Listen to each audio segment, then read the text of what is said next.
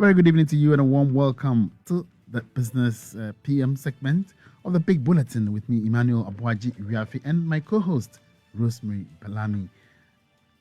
Tonight on the SDG-Hub, we'll be discussing sustainable entrepreneurship and its contribution to building a green economy in Ghana. Our guests in the studio, Theophilus Delali Dumenyo, we'll be expecting him pretty soon, and Emmanuel Debrah, co-founder and partner at Munchies Medley LLC. Emmanuel, good evening. Hi, good evening. All right, so Emmanuel is here with his partner, Andy. Andy, good evening to you too. All right, Business PM is proudly brought to you in partnership with the Center for Sustainable Transformation.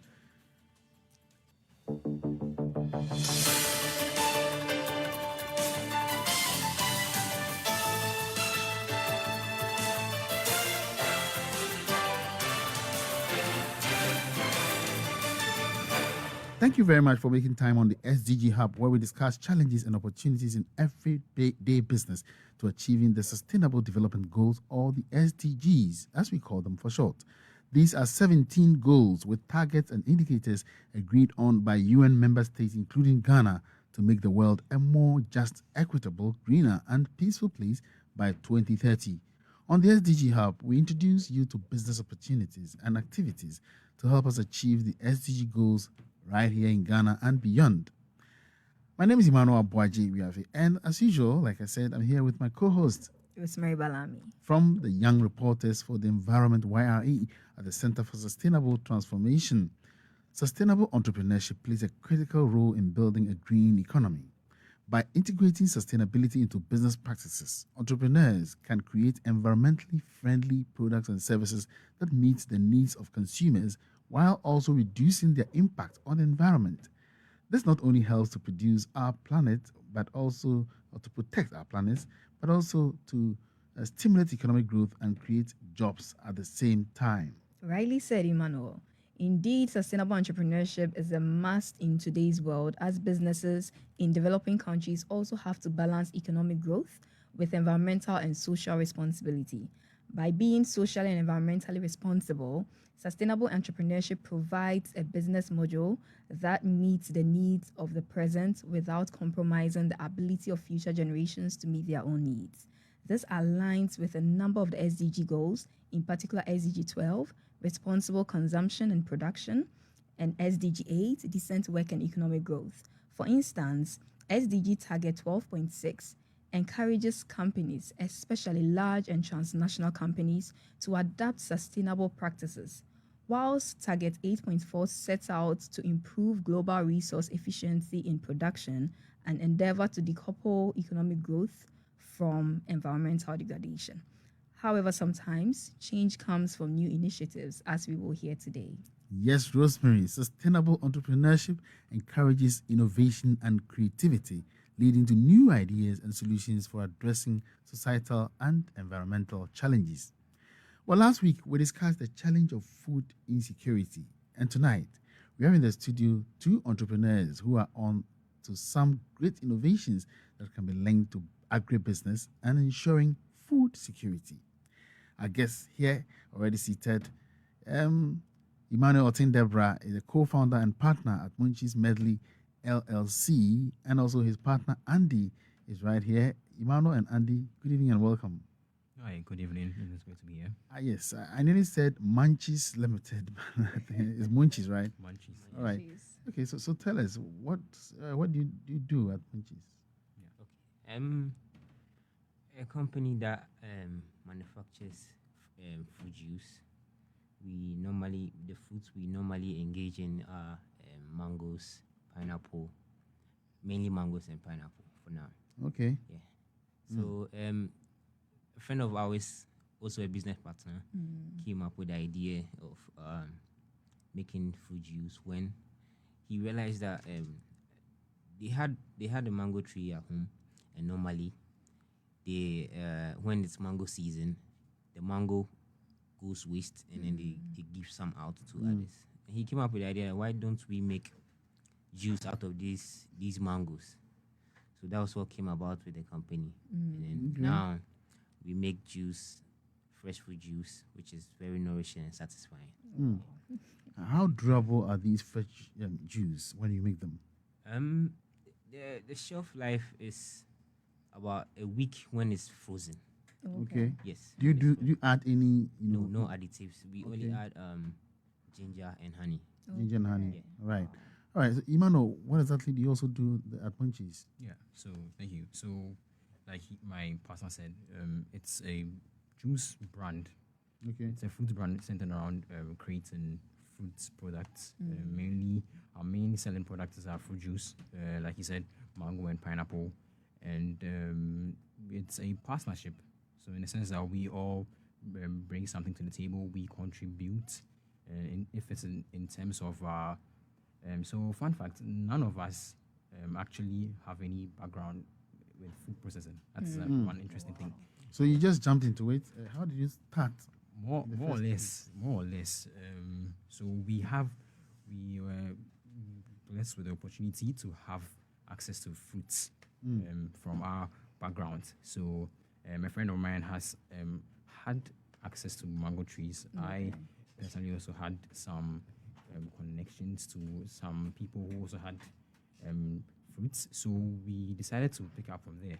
And we realized that, okay, instead of making these fruits go waste when after the season, why don't we just do something about it? You know? And so these fruits are seasonal. I mean, they Yeah. come on seasonal basis. So when they're out of season, what do you get them? Yeah. So I'd say the secret behind that is that we based our business model around the fact that we do not make the same fruit juice throughout the year. So what we do is that we pick specific fruits and then produce juice out of them during that season. So it's all year. There's always a flavor around for someone else to enjoy. Yeah. Okay, that's very interesting. And so you've done this for how long? So the company was established in 2021 unofficially, and we got registered last year, 2022, and so I'd say it's about a year and a half now. In production, Okay. Yeah. Well, we've also been joined by Theophilus Delali Dumenyo, co-founder at Anto Farms. Theophilus, how are you doing? I'm very, very, very cool. Good to have you here in the studio. Thank you so much. Good to have you guys Right. here So, as well. so tell us, what do you do at Anto Farms? Yes, so Ento Farms is an agric startup that's into the production of low-cost, high-quality feed Okay. for livestock farmers, which is animal farmers, mostly fish farms, pig farms. And then also we produce organic fertilizer for crop farmers. But the thing that's quite different about us is we rear the black soldier fly, and that is what is actually the feed. So these insects feed on organic wastes, convert them into organic manure. Okay. And then when the flies are fattened, they become feed for the animal farmers. Wow, that's very, very interesting. Well, let's set the ball rolling now. I want to know when we talk about sustainable entrepreneurship, what exactly do we mean, and how different is it from the regular entrepreneurship that we talk about every now and then?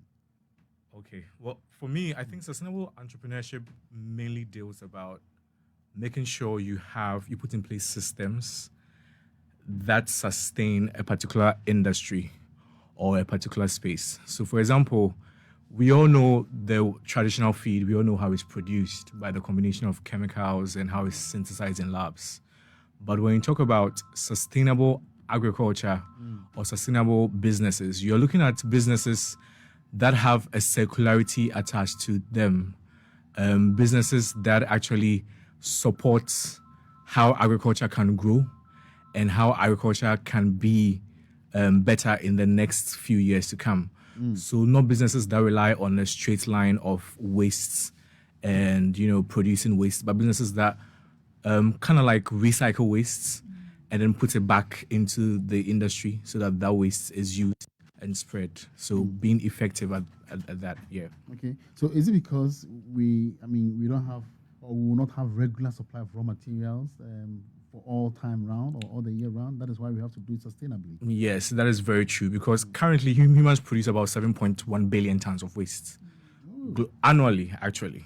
That's huge. And it will interest you to know that about less than 25% of that is economically managed. That's one thing. And then we are having a boom in population. There's an increase in food feed competition. Like humans are actually feeding on the same kind of staple crops that animals are feeding on, like your corn and your wheat. So there is a huge push and there is an urgency for addressing these issues. And that is how come sustainability comes in the equation. Right. Yeah. Right. So could you share specific examples of your business sustainable practices at Ento Farms? Right. So at Ento Farms, we have a couple of sustainable practices. I think the first thing would be the conversion of organic waste. So in the rearing of our black soldier fly, what we do is that we feed the flies to organic waste. And feeding them to organic waste, they break down the organic waste. And they break them down into organic manure. So basically it converts your waste into manure.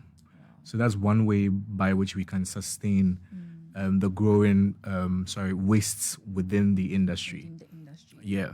So, okay. And then the second thing too is Ento Farms has launched a training exercise for rural female farmers in adopting sustainable agricultural practices and agricultural practices that also pay attention to climate change and things like that.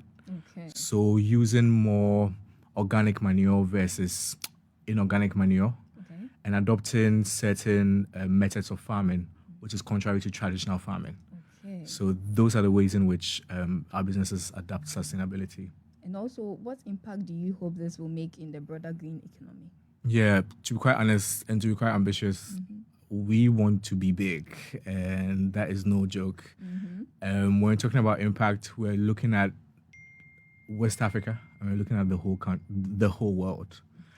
And the only reason for that is agriculture is a very, very important tool for us in our economies. How we eat, how we grow food is very important. And so we need to be very specific about how we are measuring the impact that comes in that space. And for Ento Farms, we really, really want to create a huge impact on a perspective level. That is to engage individuals to know that there are sustainable agricultural farming methods out there. And then secondly, on an economic level, to commercialize our business in a way that people can know that, hey, you can have worms and they are a good source of feed. And that is better because it saves the planet and environment. And also, before you come in, I also want to ask, so if with this your fertilizer and all that, is it really like affordable for the ordinary farmer? Since you said you deal with rural communities and all that. Yeah, so that is it. Because when you go to rural communities, I tell you what, some of them have been farming for about 20, 30 years. They only know farming. But the only thing is the money to start something, to buy weedicides and crops and things like that, they don't have it. So when you come to them with a solution and option that decreases their costs, is something that they really, really love. Okay. And for us, we sell 30% below the market price. Okay. And so that's something that they really adopt. And since it's organic, they know how to go about it. It's not like your NPK that you'd have specific ways of applying it. It's organic. You just put it in there. You till the crop a little bit. You are good. Yeah. Well, let's come to you, Emmanuel. What inspired you to start a sustainable, focused business? Yes. Okay. So thank you.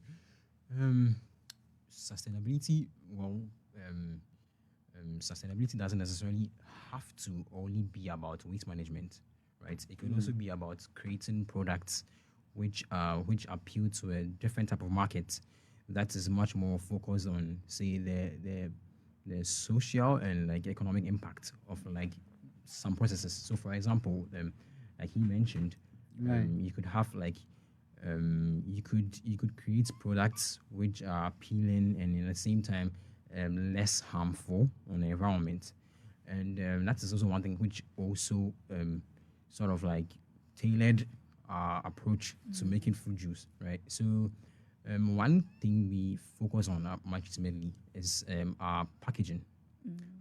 And we have currently, we are working on creating links to people who are into converting the conventional plastic packs into something else, something that will appeal to like other people. So you can take this juice and then say, okay, this is different from what other people are selling on the market, right? Aside from that, also to our waste too, especially, we realize that with the volumes of juice we make, we actually generate a lot of food waste, fruit waste, being if it's the peels from the fruits or it's the juiced substance. So we wouldn't necessarily want to just get rid of that. Right. There should always be a way to sort of recycle it back into the environment. System. Yeah, and we also happen to have people amongst us who are into that. Yeah. Now, we know that Sustainable Development Goals, I mean, what we call SDG 12.3, addresses the issue of food waste, specifically the reduction of food loss among production and supply value chains. Yeah. Now, these include the post-harvest losses. Is this something you have considered in your business as focus? Post-harvest loss is actually one of the things which are paramount at ultimately. So what we realized is that since we produce a lot, like I said, we actually got into contact with some farmers, animal farmers especially, who are into the creation of fertilizer and general, like, animal husbandry. So we actually convert some of our waste, which is used to create food pellets, right, to feed some locally bred animals in our from where we are from, right? So Talking about livestock or poultry? Yeah, livestock. Okay. Livestock. So by livestock, I actually mean not specific to, but including rabbits, goats, and then fishes, fingerlings and all, right? So the waste is converted, added to their feed, and then it's processed into pellets for them. Yeah. Now, Andy, would you call your business fully sustainable at this point? What have been your main challenges, if any, starting a business aimed towards sustainability? I wouldn't consider my company or my startup as fully adhering to the sustainability goals. Some challenges we've been encountering are we use bottles, plastic bottles, yes, and then of which we are trying to cut down. But that is one of our main way of packaging our products. Okay. Yeah. So in the years to come, we wish to contact other authorities and to be able to help us recycle some of these bottles from our consumers, and then So your main challenge is the recycling of the bottles. The bottles. Yes. Now, SDG 8.3 also aims at promoting development-oriented policies that support entrepreneurship, creativity, and innovation, and encourage the formalization and growth of micro, small, and medium-sized enterprises. Now, in your experience, do we have an ecosystem that helps sustainable startups with good business ideas to grow, to become medium-sized entities in Ghana? Well, from my experience in Ghana, all these things are basically on paper. When it comes to the implementation, it becomes difficult. Yes, it becomes very difficult. Okay. Small businesses like us have there are a lot of bottlenecks in registering the company, in certifying some products and everything. There are a lot of bottlenecks, so which makes it difficult for us to proceed or move forward or grow. When you say bottlenecks, what are you actually, touching on? I don't want to go into details, right? But as a startup, we don't have enough funds to actually pay for some things to certify some of our products. Okay. Yes. I guess you. Yes. I guess you. Now, Emmanuel, what would you consider the low-hanging fruits that you can quickly lay your hands on, as a startup company? Honestly, one I'd say is to get oriented with the SDG. That's one, because you realize that a lot of these SDG-oriented organizations are actually coming up to help youth, tailor, like, to venture onto a specific sustainability path, right? And it's always, it's from there. When you decide to orient whatever you have, whatever business model you have onto an SDG, you find that you have a much more broader, I'd say, access to a network of people who can help you, grow your business in that direction. Yeah. Okay, thank you, Emmanuel. So now, Dela, let me come to you. What do you believe is the most important aspect that government and other actors should take into consideration when facilitating for more startups to align with the Sustainable Development Goals? Okay, I think two things. First is policy, and Okay. second thing is funding. So for policy, I do know the thing is in this country there's a lot of bureaucracy that comes with setting up a business Okay. and registering it, taxes and things like that. And although there are certain tax cuts and tax exemptions, I do believe small businesses or startups, especially in the green space, we need more than that. Because the thing is, a lot of people do not know this, but we are doing green solutions, but then there are giants already in the industry. Yeah. And these are people who have been producing feed or producing packages for about 30, 40 years, and they do it by the traditional means. They literally own the market. So if you are penetrating like that and you're a small business, you need something like an impetus, like a support system. And I don't think policy has done enough to address that. I know there's a roadmap. When we went to the circular economy conference, there's a roadmap that the MEST has developed, but we are yet to see the implementation and like of those findings. I think that's something that's very important. Okay. And also, we do know that, profitable business is key to most entrepreneurs. So how do you balance environmental sustainability with business? No, profitability? yeah. Have you faced any challenges? Yeah, I wouldn't say I've faced challenges, but this is quite a good question. Because the thing about money is you want money. Yeah. And sometimes you have to overstep certain things. But I think if you use it as a competitive advantage, if you use your green business as a competitive advantage, you are in a good position to be able to get funding. And that would also add to your profitability. And Farms has got funding for some time, and it's because of what we do. Right. So I think that is a good way to balance using it as a competitive advantage. Indeed. So on the issue of funding, for instance, being the winner of the EU Circular Economy Challenge, you have some experience with writing applications and seeking funding. What advice would you give startups that are looking to do same, that is, to get funding and partners for their business? Yeah, I would say don't stop and keep on doing it, because I've been getting rejection emails every single day. Sometimes you would put your all, you do the video, you do whatever, you do the essay, and then you get a rejection email. But Charlie, you have to keep on going. But what made you stand out with the challenge? I You won.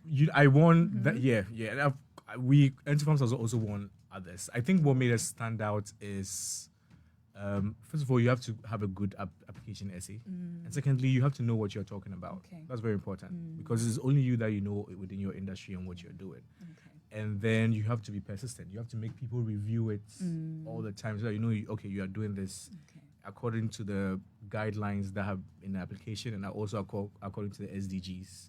So I think those are key inputs in making those applications. Wow. Yeah. Now, Emmanuel, besides funding, how can sustainable entrepreneurship be made an attractive venture in order to get more young people into it? Okay, so what I would say is to make it a space for creatives to actually explore.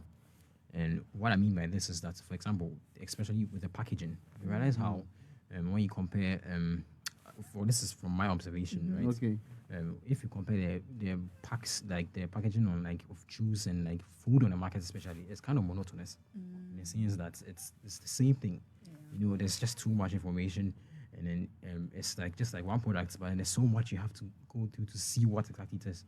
But if sustainability, sustainable entrepreneurship was taken from the angle that people could actually create innovative packages or sort of like Alternative solutions. alternative solutions, to like their packs, and then make it stand out, in a sort of like minimalistic yet simple and attractive way. I think it could be something that could be attractive to the youth, especially, right? Yeah, indeed. So now let me come to you, Delali. What role do you see sustainable entrepreneurship playing in the larger shift towards a more environmentally conscious society and economy? I see it's playing a very, very great role, because globally, if you look at Europe, if you look at Asia, we are having a lot of attention that is focusing on green solutions and sustainable solutions. You're having policy that's being worked within that same space. I can see for the European Union, I can see for England and the UK. So moving forward, we have a great opportunity to explore there. but not only in green solutions, but also within spaces of clean energy. Within spaces of buildings, HVAC systems, and stuff like that, right? But I think we should also embrace it. Yeah, I think Africa should embrace it moving forward. Okay, great. All right. Thank you so much. In 30 seconds, tell us what would be your one advice to someone who is looking to start a sustainable business. You first, Emmanuel. So it's not a straightforward road, like I say. It's full of turns and bottlenecks, but you just keep persevering, and everything will just like work out in its own way. Yeah. Delali. Yeah, just do it. Just do it. Just do it. Yeah, that will be my short 30 seconds. Right. You need to put in the work and you need to be consistent. So just do it. Great. All right. Great. Thank you so much, gentlemen, for sharing your expertise and insights on this conversation. Now, if you're a listener between the ages of 11 and 25 and get inspired to write, make a video, or take photographs of issues relating to environmental problems and solutions, or if you know someone who does, my organization, that is the Young Reporters for the Environment, Ghana, has its annual competition out now with a deadline on 30th April 2023. Winners will be recognized and submitted to the International YRE competition. Visit our website at cestint.com/YRE competition for further details. Grab this opportunity to give the environment a voice. Who knows, you could be our next lucky winner. Make sure to tune in same time next week as we continue discussions on all things sustainable development right here on Asaase Radio 99.5 so that people and planet can prosper. If you have a topic you would like us to discuss, send an email to info@cestint.org. And thank you so much once again for staying with us on the SDG-Hub. We've been speaking with Theophilus Delali Dumenyo from Anto Farms and Emmanuel Debrah from Monchis Medley LLC. He also was joined by his partner, Andy. I've been your host, Emmanuel Aboagye-Wiafe, together with Rosemary Balami. Let's get back to Beatrice.